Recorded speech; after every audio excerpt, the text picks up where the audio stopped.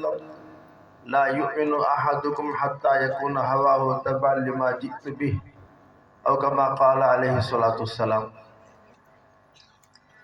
یاد عہد رفتہ میری خاک کو اکسیر ہے، یاد عہد رفتہ میری خاک کو اکسیر ہے، میرا ماضی میرے استقبال کی تفسیر ہے، میرا ماضی میرے استقبال کی تفسیر ہے۔ حضرات علماء کرام، حفاظ قرآن مجید اور معزز سامعین، کافی دیر ہو گئی اور عشاء کی نماز پڑھ لینی چاہیے تھی، ثلث اول کے ختم سے پہلے دیر ہو گئی، اس لیے کچھ بولنے کا زیادہ موقع نہیں ہے۔ نبی علیہ الصلوۃ والسلام نے ارشاد فرمایا تھا، لا یزال امتی بخیر ما عجلوا المغرب واخروا العشاء، میری امت خیر پر اس وقت تک باقی رہے گی جب تک مغرب میں جلدی کرے گی اور عشاء میں دیر کرے گی۔ لیکن آپ علیہ الصلوۃ والسلام نے حد بتا دی، دیر کب تک کر سکتے ہو؟ آپ نے فرمایا، لولا اشق علی امتی لاخرت العشاء الی ثلث اللیل، اگر میری امت پر مشقت کا اندیشہ نہ ہوتا تو میں عشاء کی نماز کو 1/3 رات تک مؤخر کر دیتا۔ اب 1/3 شب تو گزر گئی۔ حضرت مفتی سعید صاحب پانپوری نور اللہ مرقدہ ہم میں سے بہت سو کے استاد ہیں، الحمدللہ اللہ تعالیٰ آپ کی خدمات عالیہ کو بہت قبول فرمائے۔ حضرت نے آپ کا فیض بہت عام و تام کیا، الحمدللہ۔ حضرت بہت ناراض ہوتے تھے اگر کوئی پروگرام ثلث اللیل تک مؤخر کیا جاتا، کہتے تھے کسی بھی پروگرام کی وجہ سے مکروہ وقت میں نماز پڑھنے کا کیا مطلب ہے؟ جیسے ظہر میں اگر مثل اول تک ظہر کو لے جاتے تو ناراض ہوتے، رات کا پروگرام اگر ثلث اللیل اور اس کے بعد تک چلاتے تو بہت ناراض ہوتے تھے، بیچ میں پروگرام چھوڑ کر کے چلے جاتے تھے۔ بہرحال یہ کہتے ہیں نا، مور سے مور کی دم پڑی، اس طرح کا قصہ ہوگا۔ اور بجلی کیا گئی، ہم لوگ پر بجلی گر گئی، بہت سارا وقت اس میں ضائع ہوا۔ اللہ ہی بہتر جانتا ہے اس کی کیا حکمت ہے، ہمارے لیے اس میں کیا مصلحت ہے۔ اللہ تعالیٰ فضل اللہ مدد فرمائے، اس لیے میں کچھ زیادہ نہیں بولوں گا۔ ویسے بولنے کی ضرورت نہیں ہے، بولنے والوں نے بہت کچھ بول دیا ہے اور سننے والوں نے بہت کچھ سن لیا ہے۔ اللہ تعالیٰ عمل کی توفیق دے۔ حاضرین کرام، گاؤں میں پہلے کیا ہوتا تھا، اب کیا ہو رہا ہے، گاؤں کے جو حضرات ہیں ہمارے سامنے بیٹھے ہم سے بہتر جانتے ہیں، ہم سے اچھا جانتے ہیں۔ جو اچھا ہو رہا ہے وہ بھی جانتے ہیں، جو برا ہو رہا ہے وہ بھی جانتے ہیں۔ اور یقیناً بہت سارے حضرات اس مسئلے کو سنجیدگی سے لے رہے ہوں گے، ان کی بھی کوئی تدبیر ہوگی، ان کے بھی کوئی منصوبے ہوں گے، ان کی بھی یقیناً اللہ پاک کی بارگاہ میں دعائیں ہو رہی ہوں گی۔ یہ دعویٰ اہل علم کا ہرگز نہیں ہے، اسٹیج میں بیٹھنے والوں کا خاص طور سے، کہ وہی اصلاح کر رہے ہیں۔ یہ فکر ان کو بھی ہے جن کے اندر کچھ نہ کچھ دینداری موجود ہے، جو نماز روزے کے پابند ہیں اور کسی نہ کسی تقوی کے مرتبے پر فائز ہیں، ان کو بھی فکر ہوگی۔ کیونکہ اگر اتنا بھی ہم کو احساس نہ ہو تو پھر نبی علیہ الصلوۃ والسلام کے ارشاد کے بموجب ایمان کا ادنا درجہ بھی نہیں رہے۔ نبی علیہ الصلوۃ والسلام مشہور ارشاد حضرت ابو سعید خدری رضی اللہ تعالیٰ عنہ سے منقول ہے، من رأى منکم منکرا فلیغیرہ بیدہ، تم میں سے جو کہ کسی منکر کو خلاف شرع کام کو دیکھے تو اپنے ہاتھ سے روکے، اپنی طاقت سے روکے، یعنی جہاں بس میں ہے، جہاں استطاعت ہے، جہاں مقدرت ہے، جہاں قدرت ہے، اپنے ہاتھ سے روکے۔ جن پر بس چلتا ہے، جن پر قابو ہے، جو ہمارے ماتحت ہیں، اپنے ہاتھ سے روکے۔ اگر ہاتھ سے روکنے کی ضرورت پڑے، فَإِن لَّمْ يَسْتَطِعْ فَبِلِسَانِهِ، اور اگر اتنی استطاعت نہیں کہ ہاتھ سے روکے، اپنی طاقت سے، قوت سے روکے، تو اپنی زبانی سے روکے۔ یہ کام تو علماء اکثر کرتے رہتے ہیں، کبھی کبھی ہاتھ سے بھی روکتے ہیں، ایسی بھی نوبت آتی ہے، اور مدارس میں اس کا تجربہ متعلمین کو ہوتا رہتا ہے۔ تو زبان سے اس کو روکے۔ اور عموماً واعظین اور خطبہ اور مقررین یہی کرتے ہیں، زبان سے منکر کو روکتے ہیں اور معروف کی دعوت دیتے ہیں اور معروف کا امر کرتے ہیں۔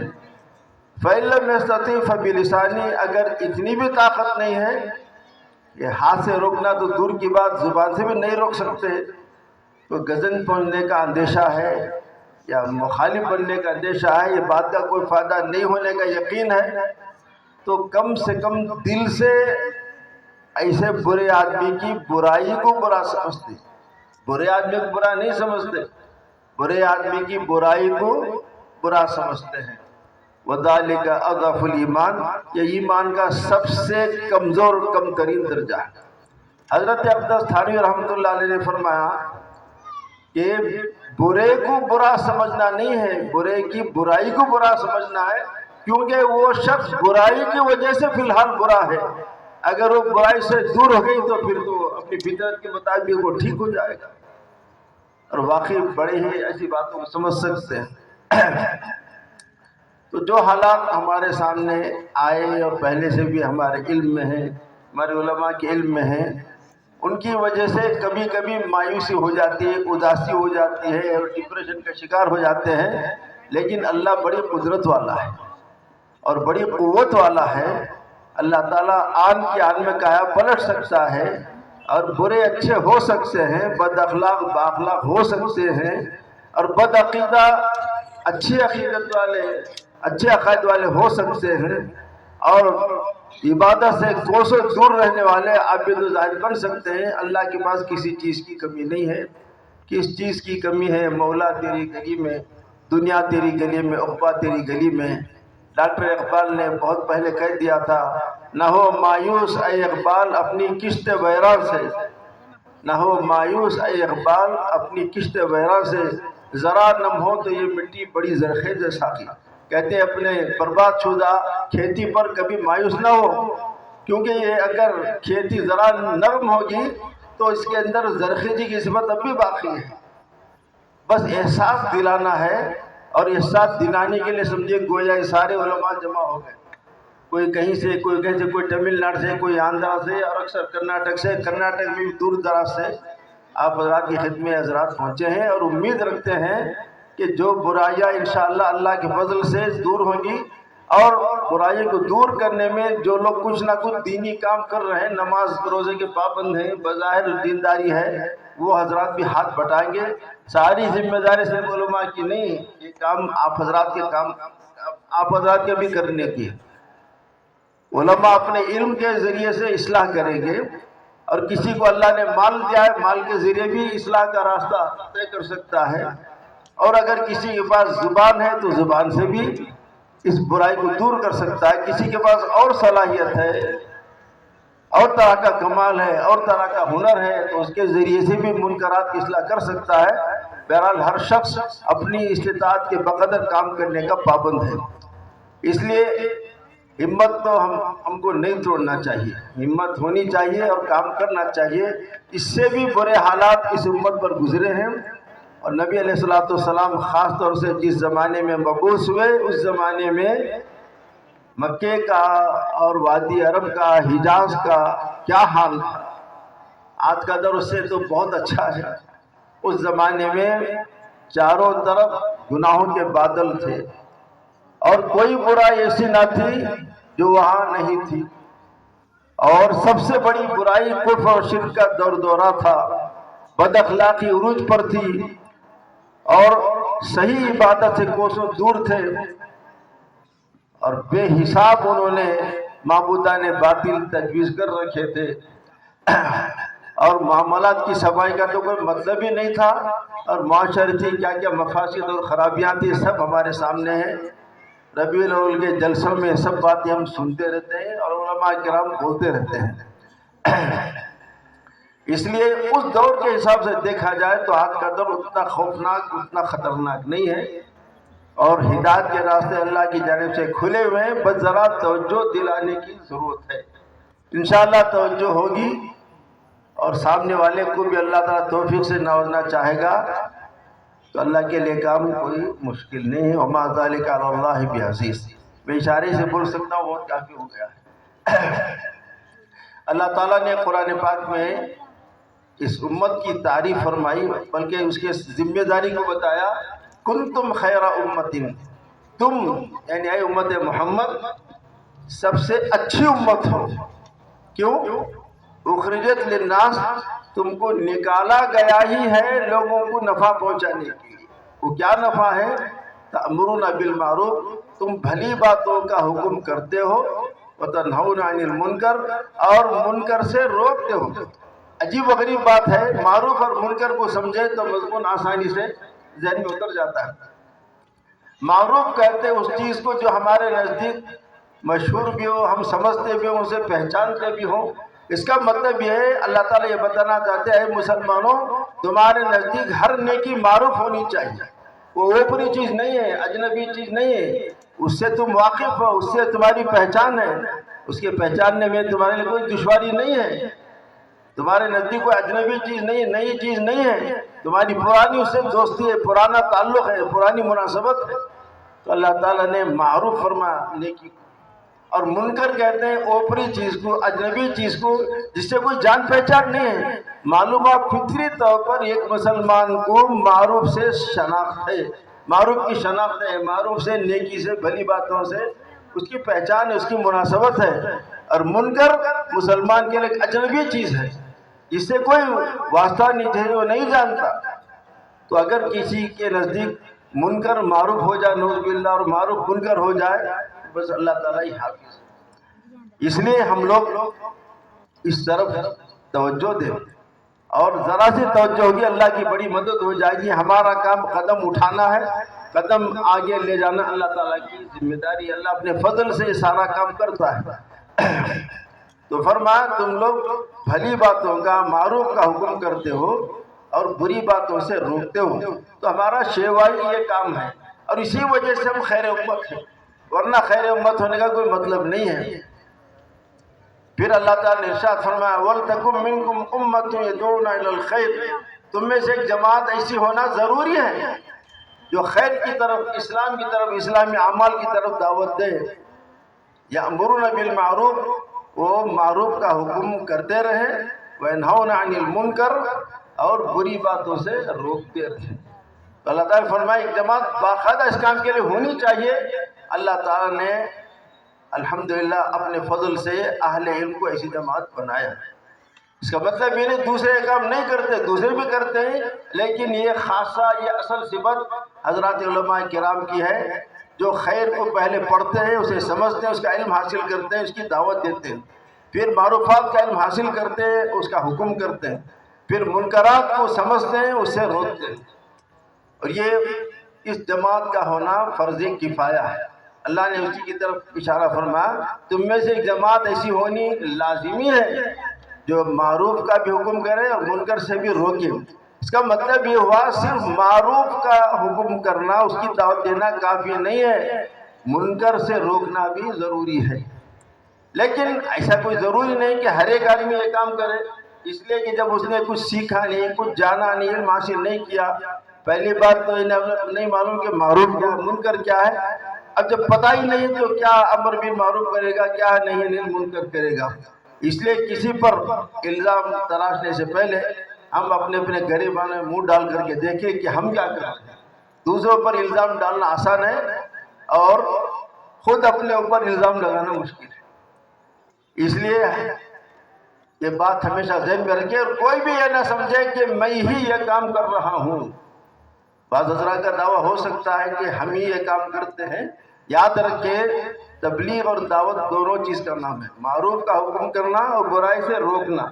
اور اگر یہ کام ہو دوسرا کام نہ، تو یہ ناقص ہوا کام، دعوت کا کام ناقص ہو جاتا ہے. لیکن ظاہر ہے جو باقاعدہ اس نے علم نہیں سیکھا ہے معروف اور منکر کا، وہ دونوں کام نہیں کر سکتا ہے. بلکہ امر بالمعروف کے لیے بھی معروف کو جاننا ضروری ہو جائے گا. پھر امر کس طرح کریں گے، کیا حکمت ہوگی، کیا طریقہ کار ہوگا، کیا مضمون طریقہ ہے، ان باتوں کی نزاکت کو بھی سمجھنا ہوگا. لیکن بہرحال جو یہ کام اچھی طرح سے سمجھتے ہیں، انہوں نے سیکھا ہے اور پڑھا ہے کتاب و سنت کی روشنی میں، وہ یہ کام کر رہے ہیں. ہماری ذمہ داری ہم ان کا ساتھ دیں اور ان کو آگے بڑھنے کا موقع فراہم کریں، اور کثر ہمت نہ کریں، ہمت کو نہ توڑیں، اور راستے میں کانٹے نہ بچھائیں، اور راستے میں روڑے نہ اٹکائیں. ان کو آگے بڑھنے کا موقع دیں کیونکہ روکنے کا مطلب یہ ہے کہ دینی کام سے روکنا ہے، پھر اللہ کے پاس سخت جواب دہی دینی پڑے گی۔ اس لیے ہم لوگ اگر خود کچھ نہیں کر سکتے اس سلسلے میں، اس لیے کہ اس کا علم ہم نے حاصل نہیں کیا ہے، تو پھر جو کام کرنا چاہیں گے، جو کام کر رہے ہیں، ان کو کام کرنے کا موقع فراہم کرے، ورنہ اللہ تعالیٰ کے پاس اس کی سخت باز پرس ہوگی، اور کوئی بھی اپنا قدم اللہ رب العالمین کے سامنے نہیں ہٹا سکے گا۔ دوسری بات، اللہ تعالیٰ نے ارشاد فرمایا ثم اورثنا الکتاب الذین اصطفینا من عبادنا، ہم نے کتاب کا وارث بنایا ان کو جن کو ہم نے منتخب کیا اپنے بندوں میں سے۔ اللہ اکبر، بڑا بہت ہی ہمت افزا اللہ تعالیٰ کا یہ کلام ہے۔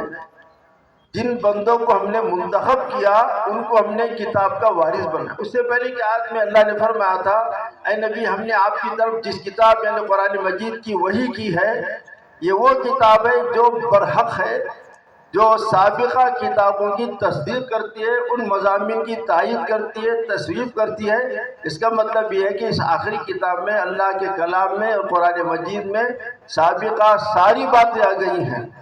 اس کا مطلب یہ ہوا جو قرآن پاک کی تصدیق کرتا ہے وہ گویا تمام سابقہ کتابوں کی بھی تصدیق کرتا ہے۔ بعد میں ارشاد ہوا پھر ہم نے وارث بنایا اس کتاب کا یعنی قرآن پاک کا ان لوگوں کو جن کو ہم نے منتخب کیا اپنے بندوں میں سے۔ آگے ارشاد ہوا یہ امت محمدیہ کے سارے افراد ایک خانے میں نہیں، ایک درجے میں نہیں ہیں، بلکہ اللہ نے خود درجہ بندی فرما دی فَمِنْهُمْ ظَالِمٌ لِنَفْسِهِ، ان میں سے بعضے تو وہ ہیں جو اپنی جان پر ظلم کرتے ہیں، وَمِنْهُمْ مُقْتَصِدٌ، اور بعضے وہ جو میانہ رو ہیں، اعتدال کی راہ پر ہیں، وَمِنْهُمْ سَابِقٌ بِالْخَيْرَاتِ بِإِذْنِ اللَّهِ، اور بعض وہ جو خیر کے کاموں میں آگے بڑھنے والے ہیں اللہ کے حکم سے، اللہ کی مرضی سے۔ ذَلِكَ هُوَ الْفَضْلُ الْكَبِيرُ، یہ بہت بڑا فضل ہے اللہ کی طرف سے۔ اس سلسلے میں کافی اقوال حضرات صحابہ کرام کے تابعین کے موجود ہیں۔ عبداللہ ابن عباس رضی اللہ تعالیٰ عنہ کے جو شاگرد ہیں، اگر ان کی تفسیر اٹھا کر دے تو الگ الگ قسم کی تفسیر، لیکن سب کا ایک ہی خلاصہ ہوتا ہے۔ حضرت عائشہ صدیقہ رضی اللہ تعالیٰ عنہ سے ایک تابعی نے پوچھا تھا، اسی کو بتا کر بھی بات ختم کروں گا، کافی وقت ہو گیا۔ حضرت عائشہ صدیقہ رضی اللہ تعالیٰ عنہ جو اس امت کی ماؤں میں سے ہیں اور بڑی عالمہ فاضلہ زاہدہ، جن کے ذریعے زیادہ علوم پہنچے، خاص طور سے عورتوں کی سلسلے کی، اور داخلی اور گھریلو مسائل حضرت عائشہ کے ذریعے کافی امت کے سامنے آئے۔ حضرت عائشہ رضی اللہ عنہ سے نبی علیہ السلام کو اس لیے زیادہ محبت تھی، اس لیے نہیں تھی کہ وہ کنواری تھی صرف، اس لیے محبت تھی کہ وہ بہت سمجھدار تھی، قرآن پاک کی حافظہ بھی تھی، قرآن پاک کی عالمہ بھی تھی، متقی پرہیزگار بھی تھی، پارسا بھی تھی، سخیہ بھی تھی، کریمہ بھی تھی، بہت بلند صفات کی حامل تھی۔ حضرت عائشہ رضی اللہ عنہ کو خوب نبی علیہ السلام کی تربیت میں رہنے کا موقع اللہ پاک نے فراہم کیا۔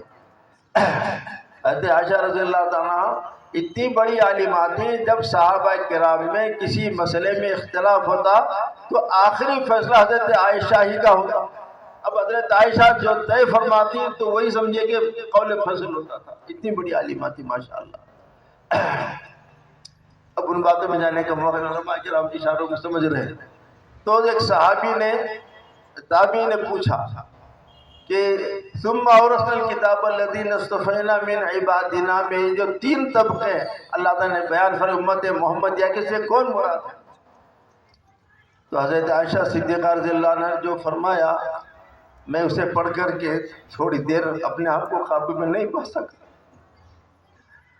اندر ہی اندر بہت دیر تک میں روتا رہا۔ ابھی کی بات ہے، تھوڑی دیر پہلے کی بات ہے۔ حضرت عائشہ فرماتی ہیں جو حضرات سابق بالخیرات ہیں، نیکی میں آگے بڑھنے والے ہیں، اس سے مراد وہ مقدس جماعت ہے جو نبی علیہ السلام کے ساتھ گزر گئی، یعنی صحابہ کرام کی مقدس اور پاکیزہ جماعت، کہ اس جیسی جماعت کو آسمان کی آنکھوں نے نہ اس سے پہلے دیکھا نہ اس کے بعد دیکھا، وہ نفوس قدسیہ۔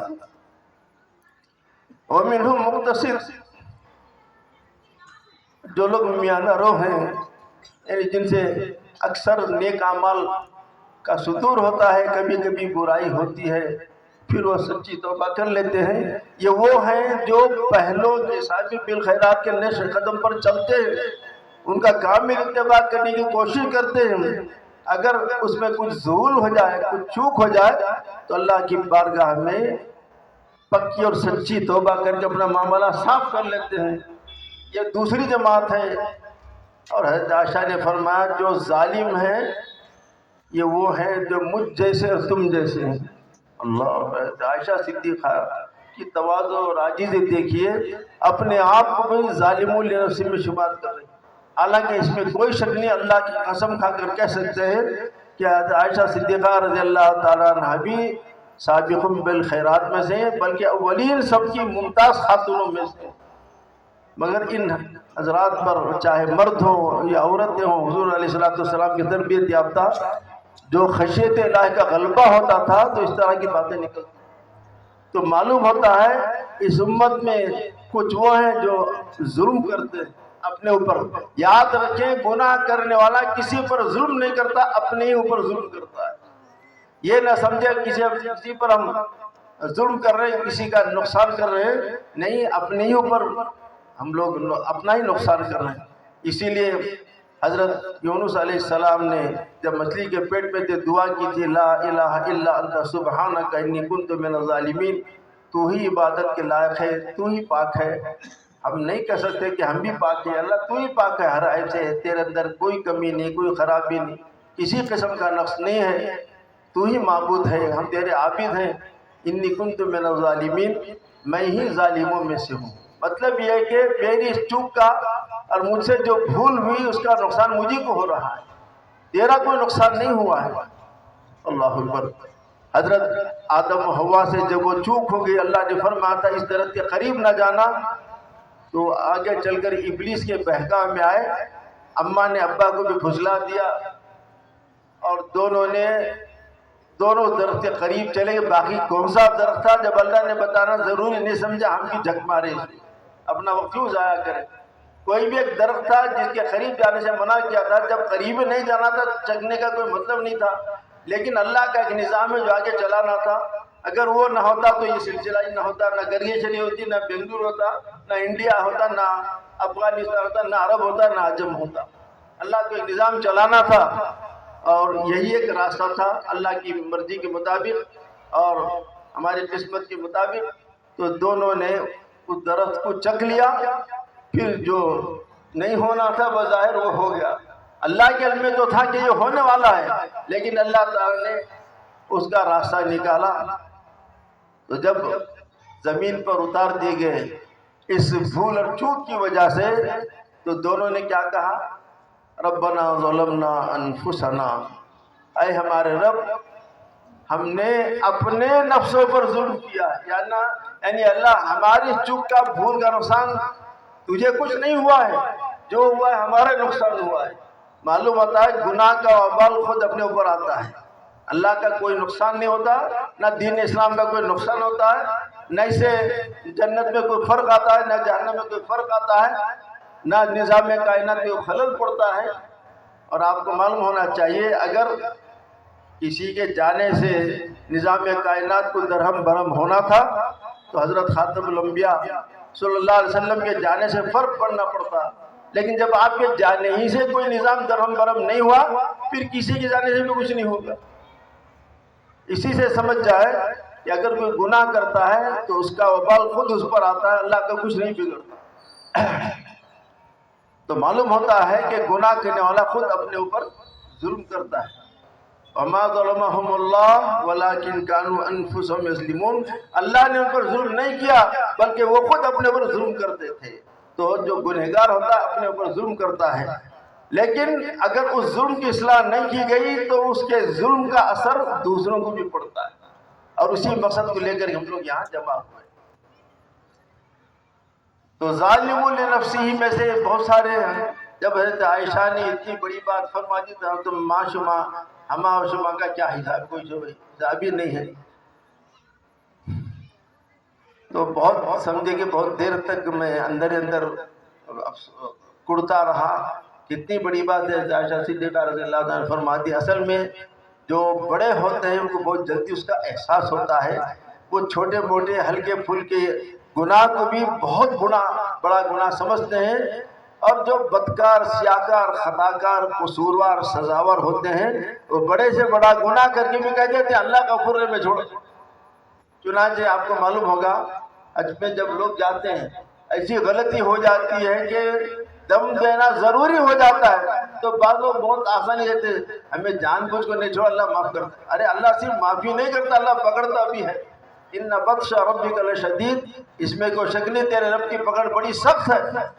अल्लाह ताला ने फरमाया गाफिर ज़ंबी व काबिल तौबी शदीदिल इक़ाबि ज़ुत्तौल, अल्लाह ताला गुनाह को माफ करता है, तौबा भी कबूल करता है, लेकिन सख्त पकड़ भी करता है, बड़ी कुदरत वाला है। तो अल्लाह ताला की सिर्फ सिफाते जमालिया का तस्वुर ना करें, सिफाते जलालिया का भी तस्वुर करें। सिफाते जमालिया का तस्वुर से नेकियों की तरगीब होती है, और सिफाते जलालिया का तस्वुर करने से गुनाहों से बचना आसान हो जाता है। और याद रखें, मासियत में फंसना मुसीबत में फंसने से ज़्यादा खतरनाक है।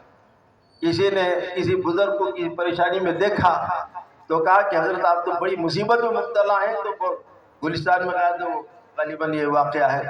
तो हजरत शेख सादी फरमाते, उस बुजुर्ग ने फौरन जवाब दिया, शुक्र खुदा के मुसीबत गिरफ्तार ना के मासियत, अल्लाह का शुक्र है कि मैं मुसीबत में गिरफ्तार हूँ, मासियत में गिरफ्तार नहीं हूँ। क्यों? मुसीबत में गिरफ्तार हूँ तो मुसीबत तो दूर हो जाएगी, अब नहीं तो बाद में दूर हो जाएगी, आखिरत में तो नजात पा जाऊंगा, लेकिन मासियत में मुब्तला हो जाऊंगा तो मैं दुनिया और आखिरत में खसारे में आ जाऊंगा। अल्लाह अकबर। इस्लाह करने वाले किसकी तरीके से इस्लाह किया? शेख सादी का दूसरा वाक़या याद आया, बहुत मशहूर किस्सा। एक मरतबा अपने अब्बा जान के साथ कहीं सफ़र पर थे। पहले जो अकाबिर थे घूम फिर कर अल्लाह के पैगाम को आम करते थे, अल्लाह के मोहब्बत को फैलाते थे, अमर बिन मारूफ नही अनिल मुनकर करते थे, ममालिक का चक्कर काटते थे। तो हज़रत शेख सादी रहमतुल्लाह अलैह अपने वालिद साहब कहीं जा रहे थे, किसी मुसाफिर खाने में रुके हुए थे। तो वहाँ जब आखिरी पहर हुई और तहज्जुद का वक्त हुआ तो बाप उठे, बेटे तो उन्हीं के बेटे थे, अल्लाह वाले के बेटे, वो भी अल्लाह वाले। वो उठे, उन्होंने नमाज पढ़ी, तहज्जुद की, फिर कुरान शरीफ पढ़ा, फिर दुआ की अल्लाह ताला से, नीम शबी दुआओं में हिस्सा लिया। अब बच्चे थे, अभी कच्चे थे, कोई पुख्ता नहीं थे, कोई बड़े नहीं थे, अभी कोई बड़े आलिम फाजिल नहीं हुए थे। तो उन्होंने कहा क्या बेवकूफ़ किस्म के लोग हैं, क्या जाहिल लोग हैं, ऐसे कीमत के अपने पड़े पड़े सो रहे हैं। यानी तहज्जुद नहीं पढ़ने वालों को शेख सादी फरमाया कैसे बेवकूफ़, लेकिन बेहिम्मत लोग हैं। अल्लाह ताला इस वक्त देना चाहता, लेने के लिए वो तैयार नहीं है। यानी गोया उनकी तहकीर की, उनको मामूली समझा, अपने आप को बड़ा समझा। अभी छोटे थे इसलिए अल्लाह की तरफ से कोई पकड़ नहीं होगी इस बात पर। तो वालिद साहब ने तरबियत की, फरमाया काश के तुम भी इनकी तरफ सो जाते। क्या मतलब था? तहज्जुद पढ़ना तो सुन्नत है, सवाब का काम है, लेकिन लोगों की गीबत करना तो गुनाह है। ये नाफरमानी अल्लाह को नाराज करने वाली चीज़ है। एक अमल को करते हुए दूसरों को गुनहगार साबित करना कोई अक्लमंदी की बात है। तुम भी सो जाते तो अच्छा था। एक और वाक़या याद आया, एक बादशाह ने एक बुजुर्ग से पहुंच करके कोई नसीहत पूछी। तो उन्होंने कहा दोपहर के अपने थोड़ा सो जाओ। वो भी गालिबन गुलिस्तान में किस्सा है, जो गुलिस्तान के माहिरीन हैं पढ़ाने वाले मुझे पता है। कहा कि हजरत कुछ नसीहत कीजिए। तो उन्होंने कहा दोपहर के अपने थोड़ा सो जाओ, हैला कर लो। ये क्या नसीहत है? तो उन्होंने कहा कम से कम इतनी देर तुम्हारे जुल्म से तुम्हारी याद बच जाएगी। किसी और बुजुर्ग से एक शख्स ने कहा कि दुआ कीजिए, बड़ी अजीब व गरीब दुआ की। कहा कि खुदाया जानश बिसिता, या अल्लाह इसकी जान ले ले, इसकी रूह छीन ले, इसको मौत दे दे। बहुत नाराज हो, बहुत परेशान हो, बहुत गुस्सा है उसे कि कोई दुआ, ये तो बद्दुआ है। कहा नहीं, इसमें तेरे लिए भी खैर है, तेरे महकूमों के लिए, तेरी रियायत के लिए भी खैर है। क्या क्या खैर है? जाहिर है तू चला जाएगा तो मजीद जुल्म करके जहन्नम का ईंधन बनने से बच जाएगा, और तू जब चला जाएगा तो लोग तेरे जुल्म से बच जाएंगे। तो मालूम होता है दोनों को अपनी खबर लेनी चाहिए। जो मुस्लिम है हरगिज़ उनका ये ख्याल नहीं है, यकीन तो दूर की बात, یہ خیال نہیں ہے کہ ہم بہت صالح ہیں، ہم اس لائق ہیں کہ دوسروں کو سرزنش کر سکیں، اور ہمارا حال تو ہے کہ ہم مصفا مزکا مجلا ہے، ہم میں کوئی کوتاہی نہیں ہے۔